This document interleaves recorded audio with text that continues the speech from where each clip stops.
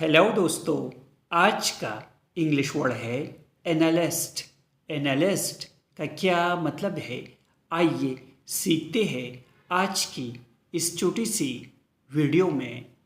Analyst का मतलब है तज्ज़िये कार या मुहक्किक।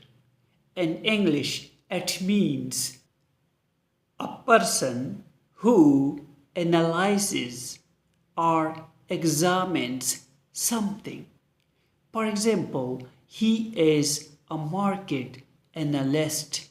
इसका मतलब है वो एक मार्केट तज्ज़ेकार है। The analyst presented the data. इसका मतलब है तज्ज़ेकार ने डेटा पेश किया।